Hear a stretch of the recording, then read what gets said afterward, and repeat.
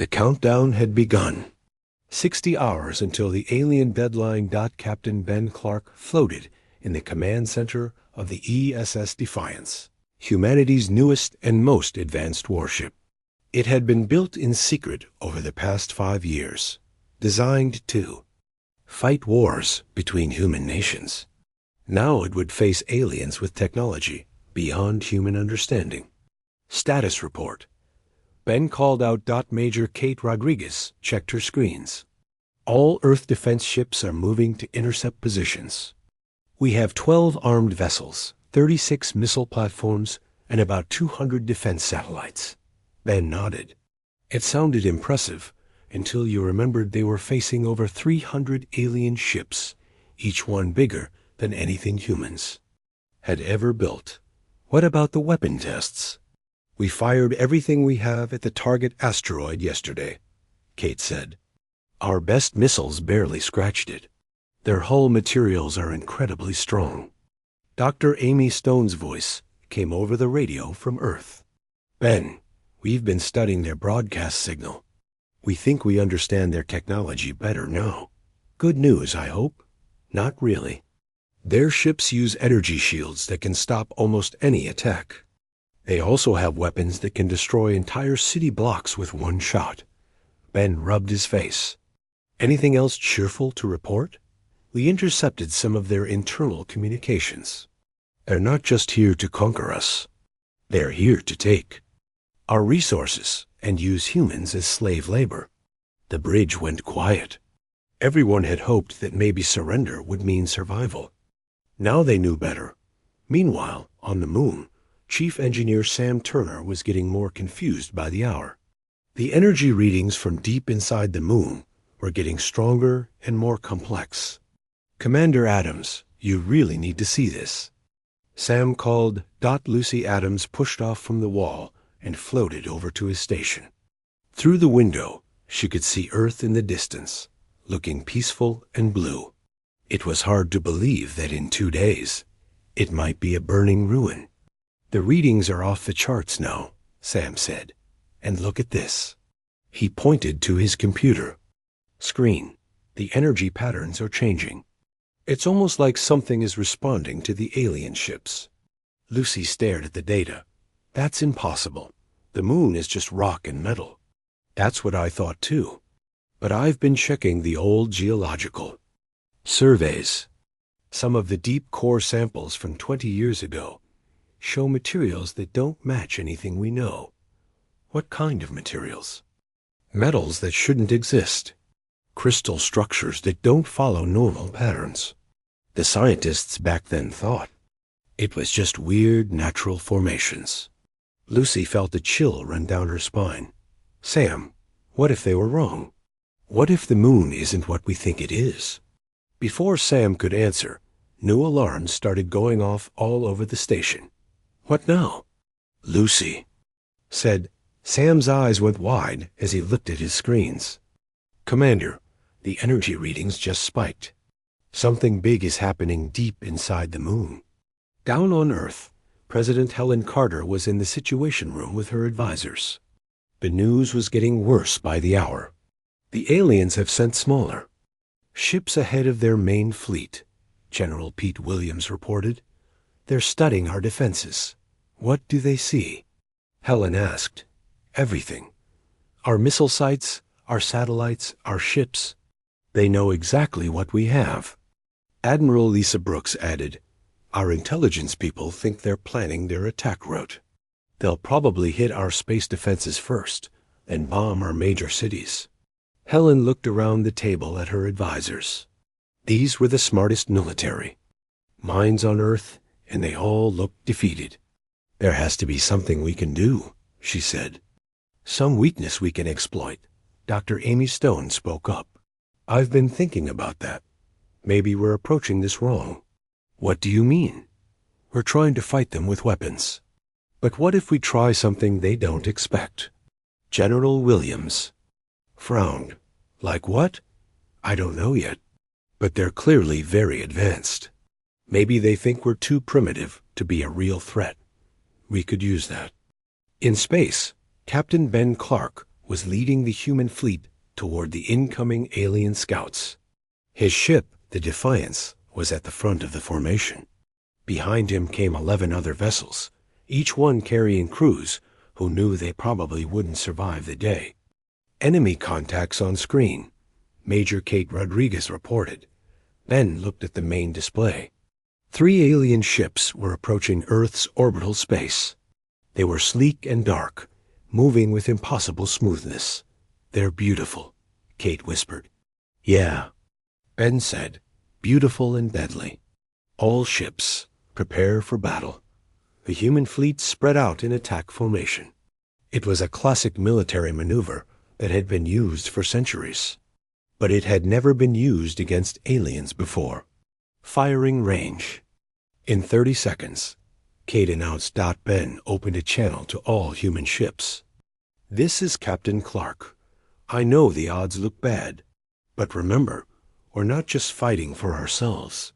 We're fighting for every person on Earth, for our families, our children, our future. Make every shot count." The alien ships didn't even slow down. They came straight at the human fleet like they weren't worried at all. "Fire!" Ben shouted. Dozens of missiles streaked through space toward the alien ships. The humans watched hopefully as their best weapons closed in on the targets. Then the alien shields appeared. They looked like bubbles of blue light around each ship. The human missiles hit the shields and exploded harmlessly. "No damage to enemy ships," Kate reported, her voice flat. The aliens fired back. 3 beams of red energy lanced out from their ships. The human destroyer ESS Guardian exploded instantly. 25 people died in a flash of light. "Guardian is gone," someone said over the radio. "No survivors." Ben felt sick, but he kept fighting. "All ships, keep firing.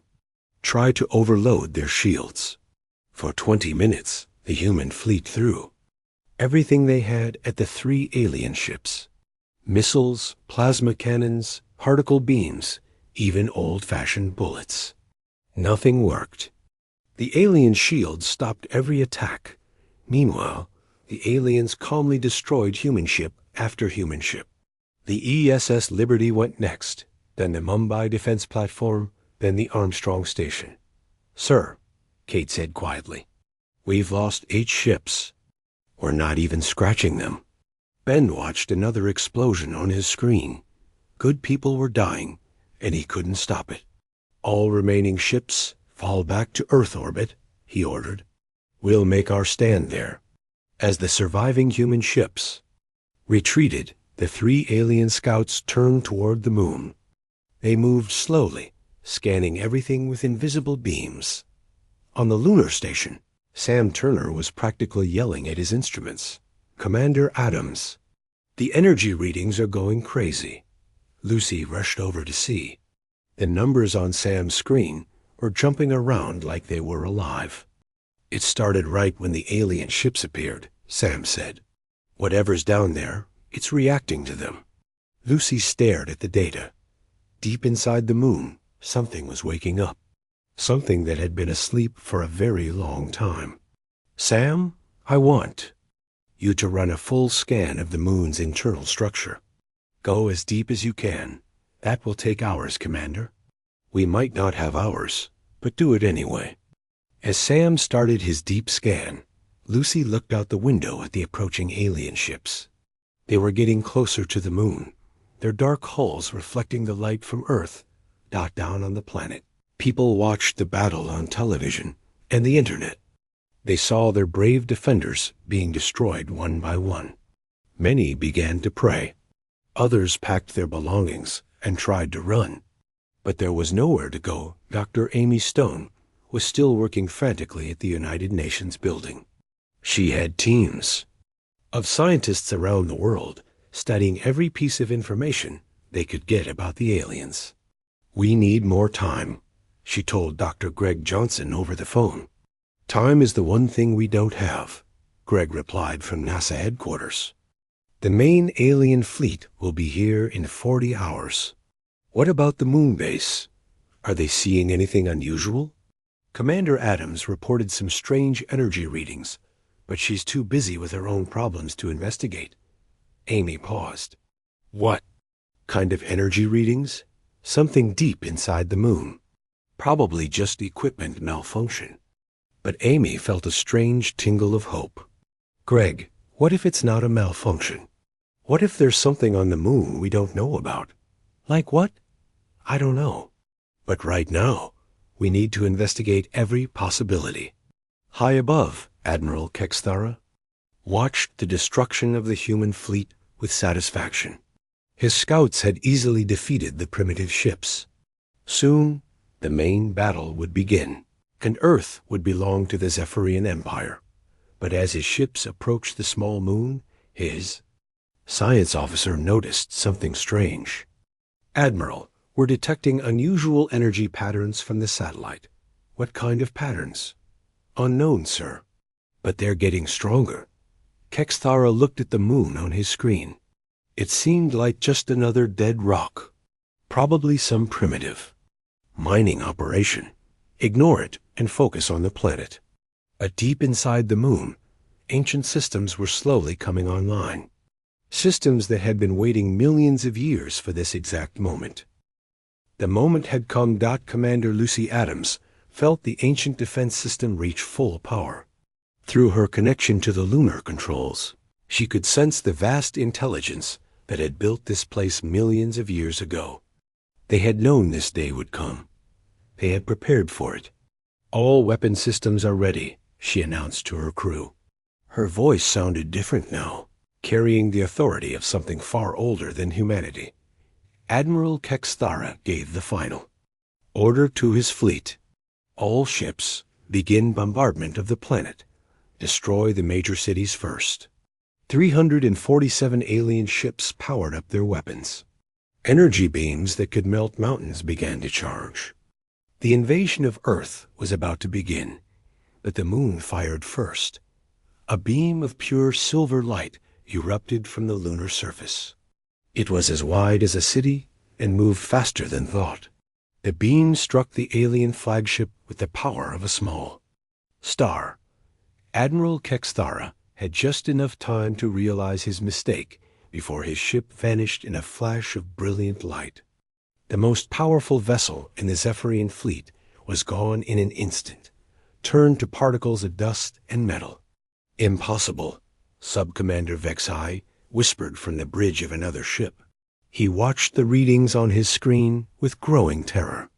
Nothing should be that powerful. The moon was just getting started. Across its surface, weapon ports opened like flowers, blooming in fast motion.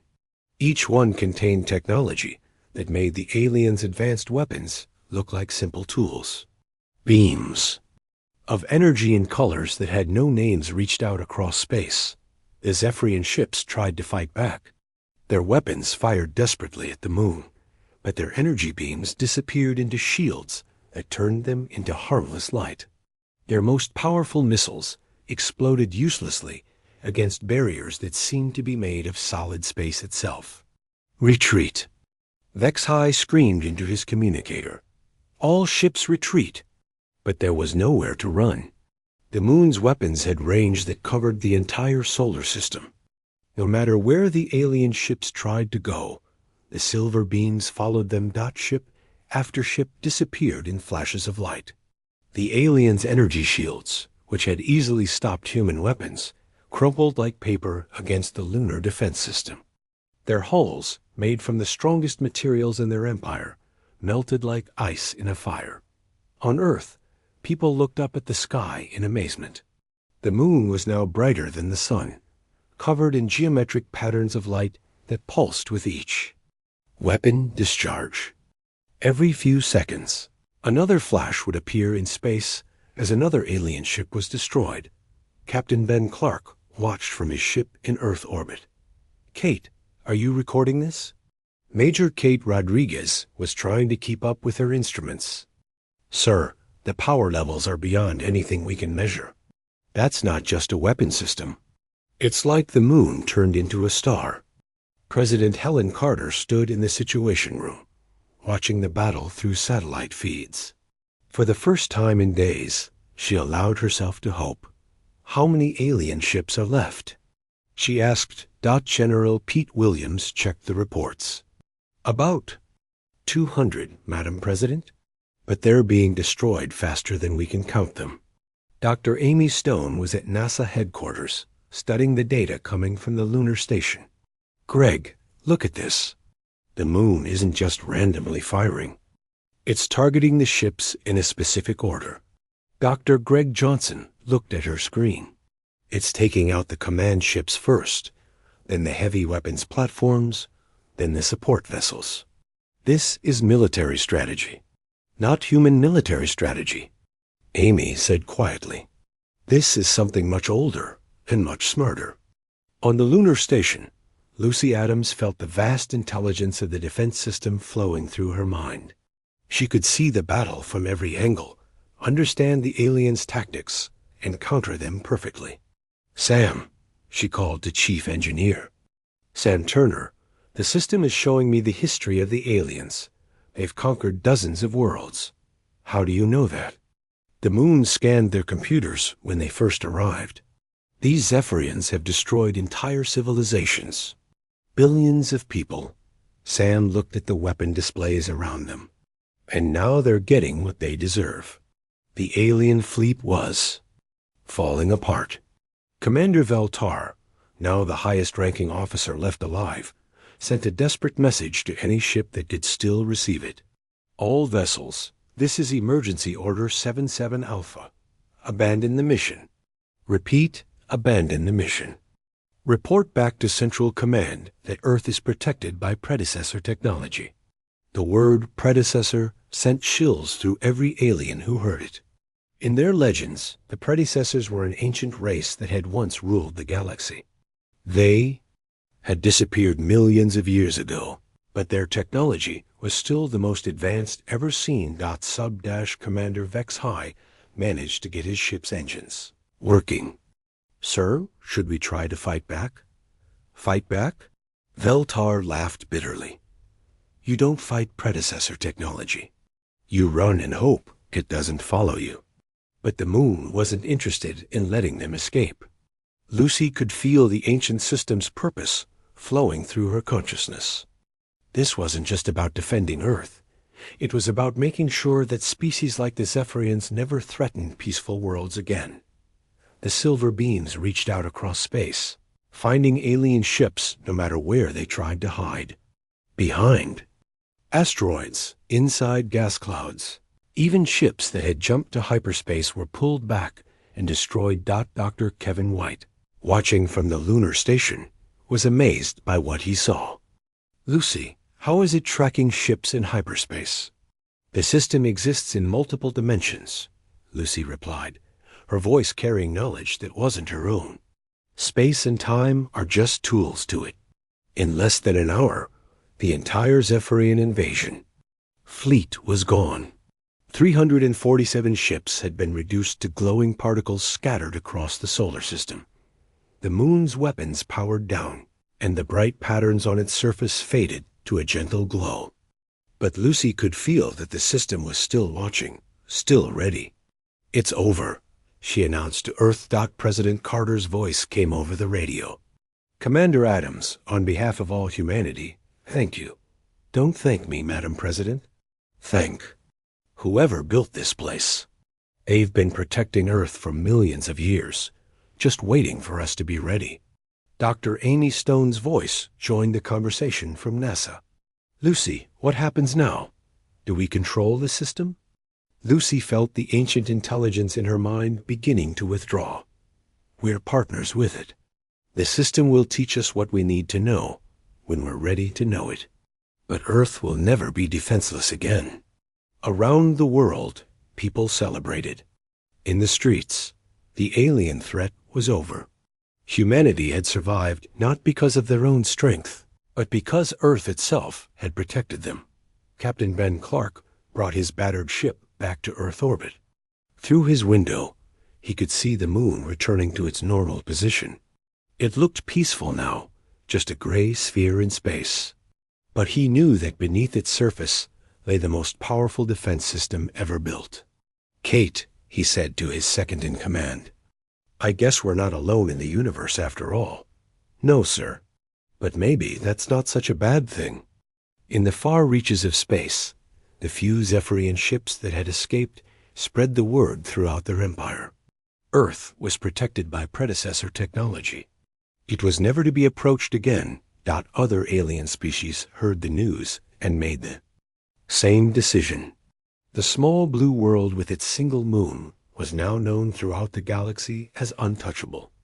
On the lunar station, Lucy Adams finally disconnected from the ancient control system. She felt human again, but she carried with her the knowledge that Earth was part of something much larger. Sam, she said, I think our job just got a lot more interesting. How so?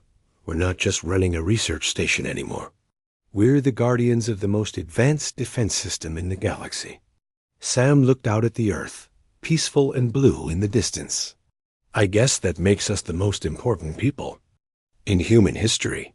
No, Lucy said, smiling. It makes us the luckiest. We get to protect the most beautiful world in the universe. The moon continued its ancient orbit around Earth, watching over the planet it had sworn to protect. Deep within its artificial core, the defense system waited patiently for the next threat to appear. But any aliens who might think about invading Earth would have to face a simple truth. They thought Earth was defenseless, but they were wrong. Earth had the moon, and the moon was ready to fire first. 6 hours until the deadline. Commander Lucy Adams floated in front of a control panel that hadn't existed an hour ago. The lunar station was changing around them, walls sliding away to reveal chambers filled with technology beyond human understanding. Sam, are you seeing this? She called to Chief Engineer Sam Turner. Sam was studying his instruments, which now showed readings that seemed impossible. The entire moon is reconfiguring itself. Sections that were solid rock yesterday are now open spaces filled with machinery. The station shook gently as something massive moved far below them. Through the windows, they could see the moon's surface changing. Huge sections of the gray landscape were sliding apart, revealing structures underneath that gleamed with their own inner light. Dr. Kevin White, the station geologist, was watching the transformation with amazement. Lucy, we're not just on the moon anymore. We're inside some kind of space station that's bigger than most cities. But who built it? Asked Engineer Beth Clark. Someone who wanted to protect Earth, Lucy said. She was looking at the new control panel in front of her. The symbols on it were alien, but somehow she could understand what they meant. And I think they left it for us to use. On Earth, Dr. Amy Stone was working frantically with the team at NASA. The data coming from the lunar station was incredible. The power output from the moon is now equal to our entire global energy production, reported Dr. Greg Johnson. Whatever's powering those systems, it makes our nuclear reactors look like candles. Amy, came Commander Adams' voice over the radio, the control systems are responding to us. It's like they were designed for human minds. Amy grabbed the microphone. Lucy, can you tell what the system is designed to do? It's a defense platform, the most advanced one ever built. And it's been scanning the alien fleet for the past 6 hours.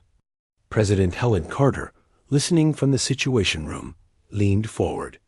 Commander Adams, can you operate these systems? I think so, Madam President.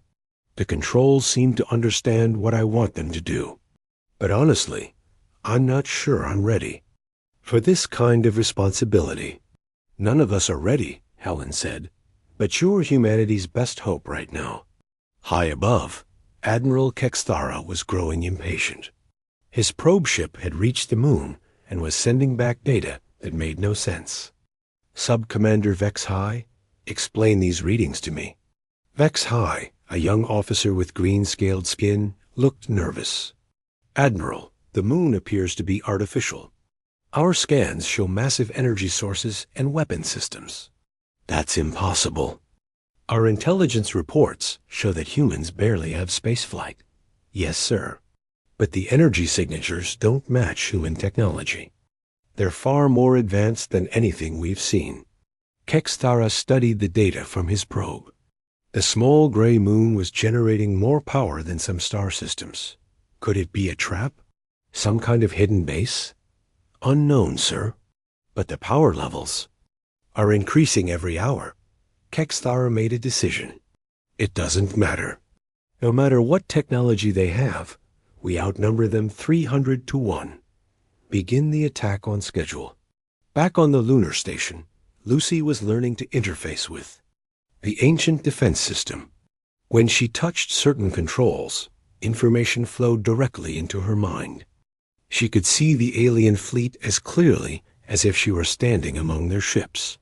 The system is showing me their positions, she told her crew. 347 ships. But it's also showing me their weaknesses.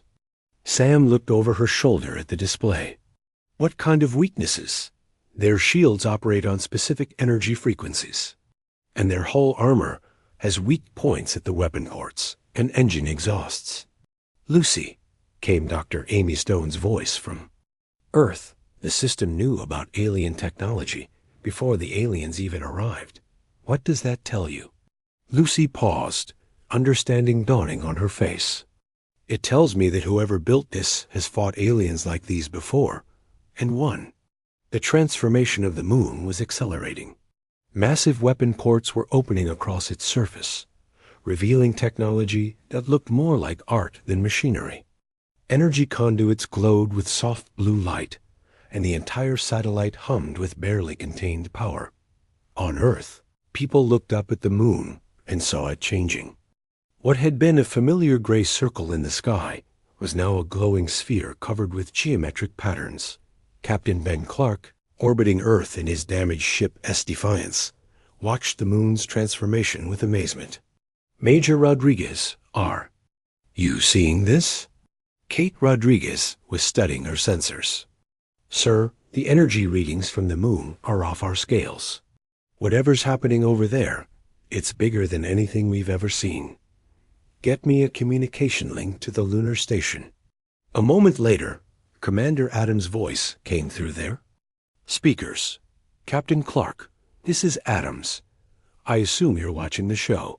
Lucy, what the hell is going on up there? Ben, the moon is a weapon. A big one. And I think I'm about to use it to save Earth. Ben felt a surge of hope. What do you need from us?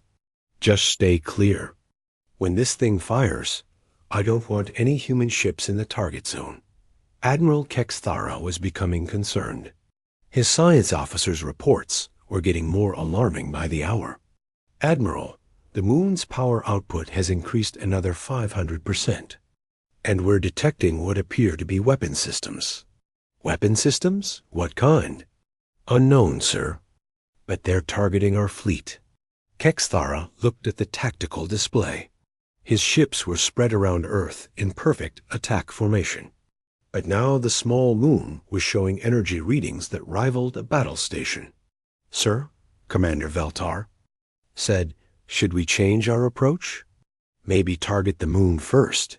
No, Kexthara decided. Whatever's on that moon, it's still just one target. We'll destroy the planet's surface first, then deal with any remaining resistance. On the lunar station, Lucy was now fully connected to the defense system. Information flowed through her mind like a river of light. She could see every alien ship, understand their technology, and know exactly how to defeat them. The system is ready, she announced. All weapon systems are online. How many weapons are we talking about? Asked Sam. Lucy smiled, but it wasn't entirely her own smile. The ancient system was sharing its knowledge with her, and what she learned was incredible. Sam, this isn't just a moon with weapons on it. The entire moon is a weapon. Every crater, every mountain, every grain of dust. It's all part of one massive integrated defense platform. Dr. Kevin White looked out the window at the glowing surface below them. Who could build something like this? Someone who really didn't want Earth to be conquered. Lucy said that the alien deadline was now just 2 hours away. Around Earth, the Zephyrian fleet prepared for bombardment. Admiral Kexthara was confident that the strange readings from the moon were just some last desperate trick by the humans. All ships, prepare to fire on the planet's major population centers, he ordered, but as his weapons charged up, something unexpected happened. The moon, which had been quietly orbiting Earth for billions of years, suddenly shifted position. "Sir," Vexhai called out in alarm, "the moon is moving." "That's impossible." "No, sir, it's definitely moving. It's positioning itself between our fleet and the planet." Kexthara stared at the tactical display. The small satellite was indeed moving under its own power, taking up a defensive position. "Sir," his science officer said quietly, "I don't think we're fighting humans anymore." On the lunar station, Lucy felt the ancient defense system reach full power. Through the connection, she could sense the vast intelligence that had built this place millions of years ago. 24 hours until the deadline. Dr. Amy Stone hadn't slept in 2 days. She sat in the archives of the Lunar Research Center on Earth, surrounded by thousands of files and reports. Her eyes were red and tired, but she kept reading. "There has to be something," she muttered to herself. "Some clue we missed." She was looking through old geological surveys of the moon, reports that went back 50 years. Most of it was boring technical data about rock samples and mineral deposits. But one file made her stop and read more carefully. It was a report from 1987 about deep core drilling. The scientists had found something strange 20 miles below the moon's surface. Materials that didn't match anything they knew. Crystal formations that seemed almost artificial. Amy grabbed her phone and called Dr. Greg Johnson at NASA. "Greg, I need you to find the original samples from the 1987 moon drilling project." "Amy, it's 4 in the morning. Can't this wait?" "No, it can't. Those samples might be the key to everything." "What samples? What are you talking about?" Amy read from the report. They found crystalline structures that didn't match natural formation patterns. The scientists thought it was just a weird natural phenomenon, but what if they were wrong? Greg was quiet for a moment. "You think there's something artificial inside the moon?" "I think we need to find out, and we need to find out now." Meanwhile, on the lunar station, Sam Turner was getting the results of his deep scan. What he saw made him call Commander Lucy Adams immediately. "Commander, you need to get down here right now, and bring everyone else." Lucy floated quickly through the station corridors. The other 5 crew members followed her. When they reached Sam's workstation, they found him staring at his computer screen with his mouth open. "Sam, what is it?" "Look at this." Sam pointed to the screen. It showed a cross-section view of the moon's interior. The deep scan found structures inside the moon. Huge structures. Lucy looked at the image. Deep below the moon's surface, there, were geometric shapes that clearly weren't natural. Corridors, chambers, and something that looked like machinery. "How is this possible?" asked Dr. Kevin White, the station's geologist. "I don't know," Sam said, "but it gets stranger. The energy. Readings are coming from these structures. Whatever's down there, it's been dormant for a very long time. But now it's waking up." Engineer Beth Clark looked at the scan data. The power levels are incredible. Whatever's generating this energy, it's far beyond our technology. Lucy felt her heart racing. "Sam, when did these energy readings start?" "Right after the alien ships appeared in our solar system." "So whatever's down there is responding to the aliens?" "That's what it looks like." On Earth, Dr. Amy Stone was now working with a team of NASA scientists to analyze the old moon samples. They had found the materials in a secure storage facility and were running every test they could think of. "The composition is unlike anything on Earth," reported Dr. Lisa Park, a materials scientist. These crystals contain elements that don't appear on the periodic table. Dr. Greg Johnson looked at the test results. The atomic structure is too complex to be natural. Someone made these materials. Amy felt a chill of excitement and fear. How old are they? The radioactive dating shows they're at least 4 million years old. Maybe much older. 4 million years, Amy whispered. That's long before humans existed. Amy, Greg said quietly, what if the moon isn't what we think it is? What if it's not a natural satellite at all? Before Amy could answer, her phone rang. It was Commander Adams from the lunar station. Dr. Stone, we've made a discovery up here. You need to know about this right away. Amy put the call on speaker so everyone could hear. What kind of discovery, Commander? We've found artificial structures inside the moon. Huge ones, and they're generating massive amounts of energy. The room went silent.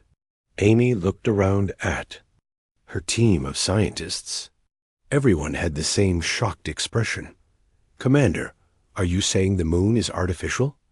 I'm saying there's something inside the moon that was built by someone a very long time ago, and it's responding to the alien invasion. Dr. Greg Johnson leaned toward the phone. Lucy, this is Greg. Can you send us all your scan data? Sending it now. But Greg, there's something else. The structures are changing.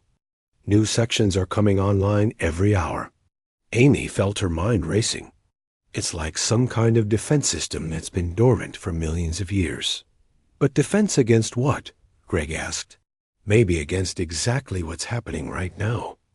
Amy said, an alien invasion. High above Earth, Admiral Kexthara was getting ready for the final attack. His main fleet had reached Earth's orbital space, and his ships were positioning themselves around the planet. Begin scanning for primary targets, he ordered. His weapons officer, Commander Veltar, studied the planet below. Major population. Centers identified. Washington, Moscow, Beijing, London, Tokyo. Should we begin bombardment? Not yet. First, let's see if they try to fight back. Kexthara was enjoying this moment. He had conquered dozens of worlds for the Zephyrian Empire, but there was always something satisfying about the final moments before victory. Admiral, his science officer called out, I'm still detecting those energy readings from the moon. What kind of readings? The power output has increased by 3,000% in the last 6 hours. And sir, the energy signatures don't match any known technology. Kexthara looked at the small gray moon on his screen.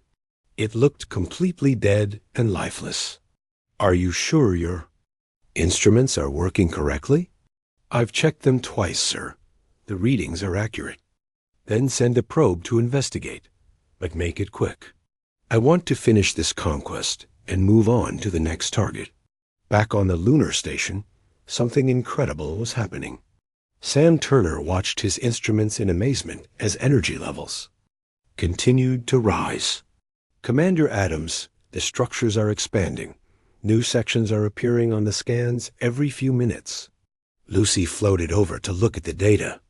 The geometric shapes inside the moon were growing more complex. It looked like a vast network of chambers and corridors was coming online. It's like the whole moon is transforming itself, said Dr. Kevin White. But into what? Asked Beth Clark. There. Answer came when the station's computers suddenly came alive. Screens that had been dark for years lit up with strange symbols and diagrams. The station's main computer began receiving data from somewhere deep inside the moon. The moon is talking. To our computers, Sam said in amazement. Lucy stared at the symbols on the screens. They weren't human writing, but somehow she could understand what they meant. The moon was scanning the approaching alien fleet, analyzing their weapons and defenses. Guys, she said quietly, I think we're sitting on top of the most advanced defense system ever built. On Earth, the governments of the world were preparing for the worst. President Helen Carter had moved to a secure bunker, along with other world leaders. But they all knew that no bunker could protect them from alien weapons. "Any word from our space forces?" she asked General Pete Williams. "Captain Clark and his remaining ships are holding position near Earth orbit, but they're badly outnumbered." "What? About evacuation?" "We've moved as many people as we can from the major cities. But with this short notice, most people are still in danger." Helen looked at the reports from around the world. Every nation was doing what they could, but it wasn't enough. Humanity was about to face extinction. Then Dr. Amy Stone burst into the room with Dr. Greg Johnson. "Madam President, we've made a discovery that changes everything." "What kind of discovery?" "The moon isn't what we thought it was. It's an artificial structure built millions of years ago, and it's designed to defend Earth." Helen stared at them. "Are you telling me our moon is some kind of weapon?" "That's exactly what we're telling you," Greg said. "And it's powering up right now." General Williams looked skeptical. "Even if that's true, how do we control it? How do we make it work?" "We think the lunar station crew might be the key," Amy said. "The system seems to be responding to human presence." Helen felt a spark of hope for the first time in days. "Get me Commander Adams on the radio, now."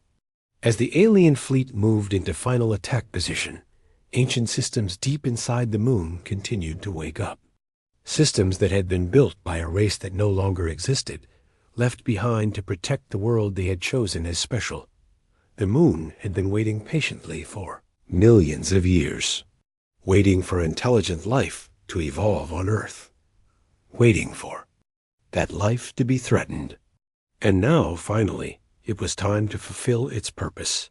Admiral Kexthara gave the order to begin the attack, confident that he was about to add another easy victory to his record. But he had no idea that he was about to face the most advanced defense system in the galaxy. The moon was ready to show him just how wrong he was. The space around Earth had been quiet for billions of years. Then everything changed in a single moment. Lieutenant Commander Jake Morrison was drinking his third cup of coffee when the alarm started screaming. He jumped up from his desk at the NORAD Command Center, coffee spilling across his papers. The giant screens on the walls were flashing red warnings that he had never seen before. "What's happening?" Jake shouted over the noise. Sergeant Maria Lopez was typing fast at her computer. Her face was pale. "Sir, we're getting readings from the Deep Space Array.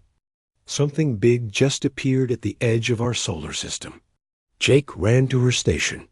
The numbers on her screen made no sense. "How big?" "Massive, sir. Multiple contacts. They're not moving like asteroids or comets. These things are under power." Jake felt his stomach drop. In all his years watching the skies for threats, he had never imagined this moment would come. "Are you sure the equipment is working right?" "I've checked everything twice, sir. The readings are real." Across the galaxy, Admiral Kexthara stood on the bridge of his flagship. He was tall and thin, with blue-gray skin and 4 arms. His yellow eyes studied the small blue planet on the main screen. This was going to be easy. "Report," he said to his science officer. "The planet has one large moon and primitive space technology. They use chemical rockets and have basic orbital stations.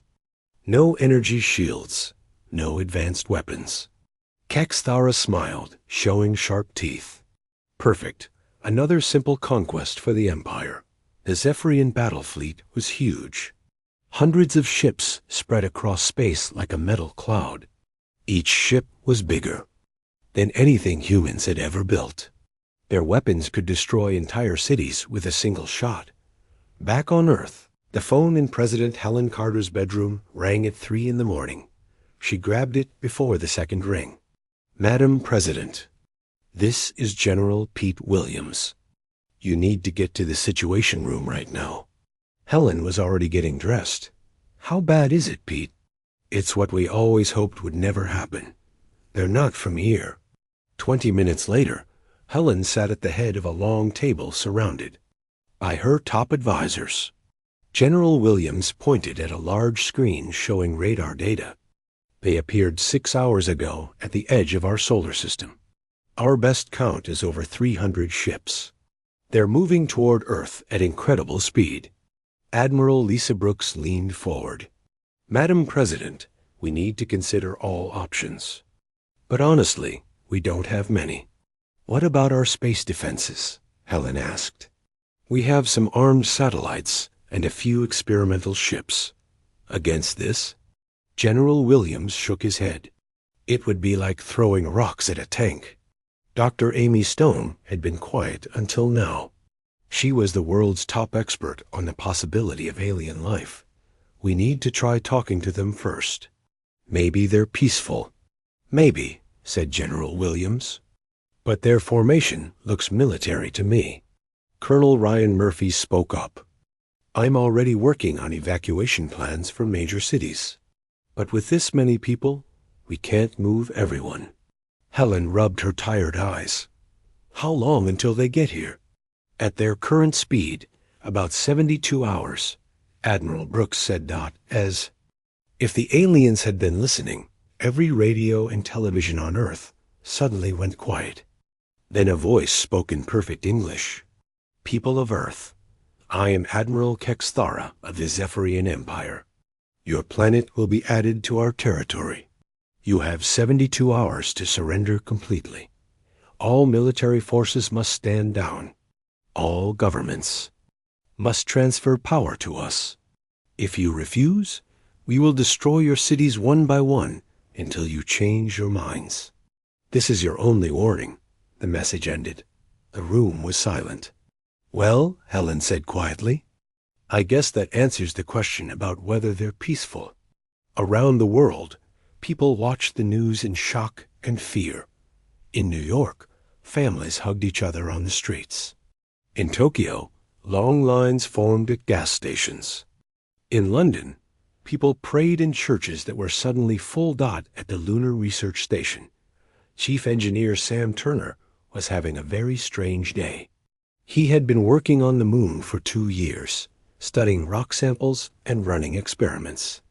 But today, his equipment was acting crazy. Commander Adams, he called on his radio. You need to see this. Station Commander Lucy Adams floated over to Sam's workstation.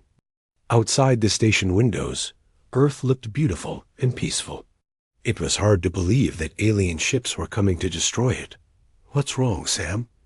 It's the deep core sensors. They're picking up energy readings from inside the moon. But that's impossible. The moon is just rock. Lucy looked at the data. Maybe it's interference from Earth. With all the emergency broadcasts going out, I thought of that. But these readings are coming from way down deep, miles below us. And they're getting stronger. Lucy frowned. In all her time on the moon, she had never seen anything like this. Keep monitoring it, but right now we have bigger problems. Back on Earth, Captain Ben Clark was getting his ships ready for a fight he knew he couldn't win. The Earth Defense Fleet wasn't really a fleet at all. It was a collection of armed satellites, space stations, and a few ships that had been built to fight other humans, not aliens. His second-in-command, Major Kate Rodriguez, was reviewing their battle plans. Sir, even if we use everything we have, we're outnumbered 50-1. I know, Kate, but we have to try. Maybe we can buy some time for the evacuations. Ben looked out at Earth through his ship's window. Somewhere down there, his wife and daughter were probably scared and confused. He wished he could be with them. But this was his job. Dr. Amy Stone was working with a team at the United Nations, trying to understand more about the aliens. They had recorded the surrender message and were studying every word. Their English is perfect, said Dr. Greg Johnson from NASA. That means they've been watching us for a while. Or they have translation technology that's far beyond ours. Amy replied, either way, they know a lot about us. But we know almost nothing about them, Greg said, except that they have a big fleet and they want us to surrender. Amy stared at the computer screen. There has to be something we can do. Some way to fight back. Like what? We barely made it to our own moon. They crossed between stars. As the hours passed, the alien fleet got closer. People around the world watched the sky, knowing that death was coming from space. Some tried to run. Others decided to stay home with their families. A few, like Captain Clark and his crew, prepared to fight against impossible odds. But deep under the surface of the moon, something ancient was beginning to wake up. Something that had been sleeping for millions of years, waiting for exactly this moment.